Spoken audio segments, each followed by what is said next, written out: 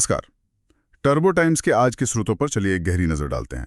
आज हमारे पास अंतर्राष्ट्रीय कूटनीति, व्यापार, देश की सुरक्षा, अर्थव्यवस्था और हाँ, खेल जगत से भी कुछ दिलचस्प खबरें हैं।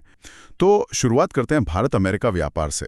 खबर यह है कि पहले जो तनाव था वो रूस से तेल खरीदने पर अमेरिका ने जो टैरिफ लगाया था 25-50%। हाँ, उसके बाद थोड़ी खटास आ गई थी। बिल्कुल, लेकिन अब लग रहा है कि माहौल कुछ बदला है। प्रधानमंत्री मोदी और राष्ट्रपति ट्रंप के बीच सोशल मीडिया पर वो जो बातचीत हुई काफी पॉजिटिव बताई जा रही है। बातचीत तो हुई है। और सिर्फ बातें नहीं, कुछ एक्शन भी है। पीयूष गोयल जी कह रहे हैं कि नवंबर 2025 तक व्यापार समझौते की पहली किश्त फाइनल करनी है। अच्छा। हमारे जो मुख्य वार्ताकार हैं राजेश अग्रवाल, वो अगले हफ्ते वॉशिंगटन जा भी रहे हैं। अच्छा। लेकिन एक बात थोड़ी कंफ्यूजिंग है। ट्रंप ने यूरोपियन यूनियन पर तो 100% टैरिफ की धमकी दी थी और भारत के लिए भी थोड़े सख्त संकेत थे पहले। तो ये जो नरमी है, ये कितनी पक्की है?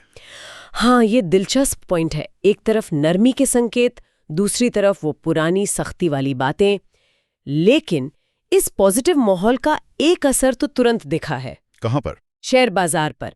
सेंसेक्स 150 पॉइंट ऊपर गया। अरे वाह! तो ये दिखाता है कि बाजार इन संकेतों को लेकर कितना संवेदनशील है। अब ये जो नेचुरल पार्टनर्स और क्लोज फ्रेंड्स वाली बातें हैं, ये सिर्फ कहने की बातें हैं या वाकई गहरे आर्थिक सहयोग की तरफ बढ़ रहे हैं, ये तो खैर आने वाला वक्त बताएगा। चुनौतियां तो हैं ही। सही।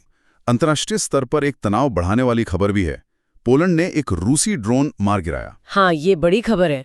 स्रोत तो कह रहे हैं कि ये नेटो का रूसी सैन्य संपत्ति पर पहला सीधा हमला है।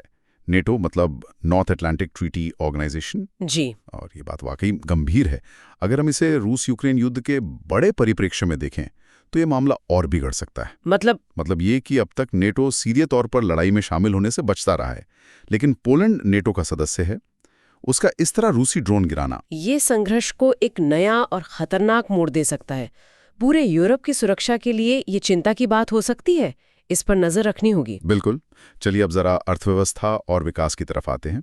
फिच रेटिंग्स है, जानी मानी एजेंसी। हाँ, रेटिंग एजेंसी है। उन्होंने 2025-26 के लिए भारत की जीडीपी ग्रोथ 6.9% रहने का अनुमान लगाया है। 6.9%? ये तो काफी अच्छा अनुमान है। हाँ, वजह भी बताई हैं। निर्यात बढ़ रहा है, घरेलू मांग मजबूत है और वो high capital formation. High capital formation मतलब देश में निवेश बढ़ रहा है, फैक्ट्री, मशीनरी, इंफ्रास्ट्रक्चर जी, इन सब में। हाँ, और auto, consumer, pharma, IT, banking, इन सेक्टरों में मजबूती की उम्मीद है। अच्छा, अर्थव्यवस्था से जुड़ा एक और कदम है। सेबी ने, मतलब securities and exchange board of India जी, जो शेयर बाजार को रेगुलेट करती है। हाँ, उन्होंने सरकारी बॉन्ड्स में विदेशी निवेश के नियम आसान कर दिए हैं। 2026 से लागू होंगे ये। अच्छा। क्या असर होगा इसका? कहा जा रहा है कि इससे देश में डॉलर का निवेश बढ़ेगा, सरकार को प्रोजेक्ट्स के लिए पैसा जुटाना आसान होगा और हमारे सोने के भंडार पर भी असर पड़ सकता है। देखा जाए तो ये विदेशी पूंजी को आकर्षित करने की कोशिश है। नियम आसान होंगे तो विदेशी निवेशक हमारे सरकारी बॉन्ड्स ज़्यादा आसानी से खरीद पाएंगे। इससे सरकार को पैसा मिलेगा सड़कें, पुल बनाने के लिए, और बाहर से डॉलर आएगा तो हमारा विदेशी मुद्रा भंडार भी बढ़ेगा, रुपया मजबूत हो सकता है। तो ये अच्छी बात है। हाँ, अच्छी बात तो है, लेकिन ये देखना होगा कि ये पैसा किन शर्तों पर आ रहा है और इसका लॉन्ग टर्म में क्या असर होगा। ठीक है, विकास की बात करें तो एक और अच्छी खबर है। मर्सिडीज बेंज, हाँ, बड़ी कार कंपनी, वो अब भारत में बनी गाड़ियों को दुनिया भर में एक्सपोर्ट करेगी। मेक इन इंडिया के लिए ये बड़ी सफलता मानी जा रही है। बिल्कुल, ये बहुत अहम है। ये सिर्फ एक कंपनी की बात नहीं है, ये दिखाता है कि भारत अब सिर्फ एक बड़ा बाजार ही नहीं बल्कि दुनिया के लिए हाई क्वालिटी प्रोडक्ट्स बनाने का हब भी बन सकता है, खासकर ऑटोमोबाइल जैसे कॉम्प्लेक्स सेक्टर में। इससे भारत की मैन्युफैक्चरिंग क्षमता पर भरोसा बढ़ता है।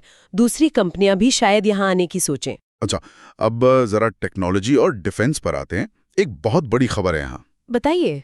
फ्रांस की कंपनी है साफ्रन और हमारा अपना डीआरडीओ यानी defence research and development organisation. जी हाँ, डीआरडीओ। इन दोनों ने मिलकर भारत का पहला पूरी तरह से स्वदेशी जेट इंजन बना लिया है और उसका सफल परीक्षण भी हो गया है। अरे वाह, ये तो वाकई बहुत बड़ी उपलब्धि है।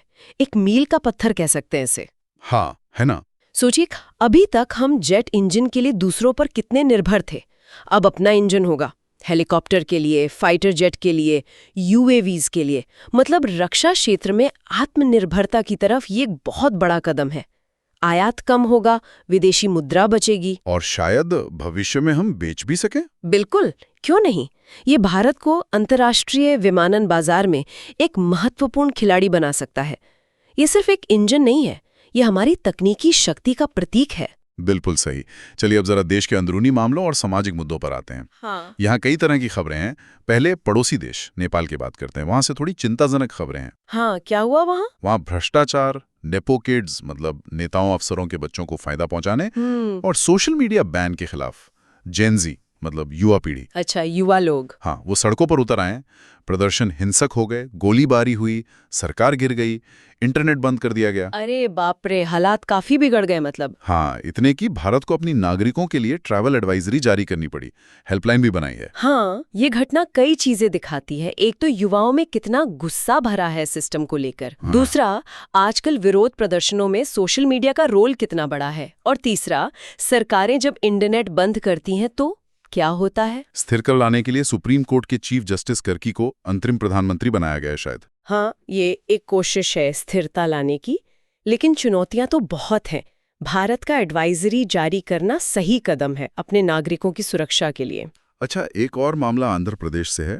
वहाँ के मुख्यमंत्री जगन रेड्डी ने मेडिकल कॉलेज खोलने के लिए पीपीपी मॉड को मना कर दिया है। पीपीपी मतलब पब्लिक प्राइवेट पार्टनरशिप। हाँ, उनका कहना है कि सारे नए मेडिकल कॉलेज सरकारी बजट से ही खुलेंगे ताकि क्वालिटी अच्छी रहे और गरीब छात्रों की पहुंच भी हो। अच्छा, ये तो पुरानी बहस है कि स्वास्थ्य और शिक्षा जैसे क्षेत्रों में सरकार का रोल ज्यादा होना चाहिए या प्राइवेट सेक्टर का। हाँ, सरकार का तर्क है क्वालिटी और पहुंच।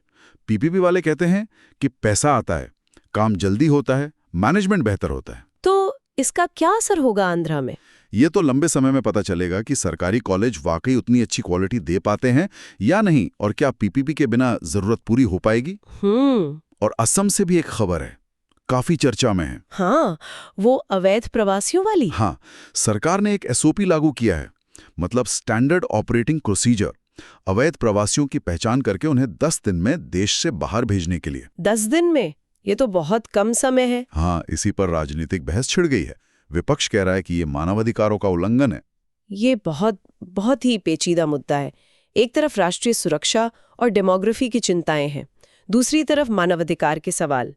एसओपी का मकसद शायद प्रक्रिया तेज करना होगा, लेकिन 10 दिन की समय सीमा और पूरी प्रक्रिया कितनी निष्पक्ष और मानवीय होगी, इस पर सवाल उठना तो लाजमी है। इस पर बहस लंबी चलेगी। बिल्कुल। और एक और चिंता की खबर है, कैलाश मानसरोवर यात्रा पर जो भारतीय गए थे, हाँ, क्या हुआ? वो नेपाल सीमा विवाद और सड़कें बंद होने की वजह से सैकड़ों यात्री तिब्बत में फंसे हुए हैं। ओहो, ये तो बहुत मुश्किल स्थिति है उनके लिए। हाँ, भारत सरकार बचाव अभियान चला रही है उन्हें निकालने के लिए। सरकार का रेस्क्यू ऑपरेशन चलाना पहली प्राथमिकता है, लेकिन ये घटना बताती है कि सीमावर्ती इलाकों में स्थिरता और कनेक्टिविटी कितनी जरूरी है। उम्मीद है सब सुरक्षित लौट आएं। हाँ, उम्मीद तो यही है। चलिए अब आखिर में जरा खेल की दुनिया में चलते हैं। WNBA लीग, महिलाओं की बास्केटबॉल लीग जी। उसमें अटलांटा ड्रीम टीम ने कनेक्टिकट सन को हराया है 88-72 से, और लीग टेबल में दूसरे नंबर पर आ गई है। अच्छा, ये भी बढ़िया प्रदर्शन है। दिखाता है कि टीमें सीजन के दौरान कैसे अपने खेल को सुधार सकती हैं। अटलांटा ड्रीम के लिए बड़ी उपलब्धि है। इसी विचार के साथ आज की इस बातचीत को यहीं रोकते हैं। सुनने के लिए शुक्रिया। धन्यवाद।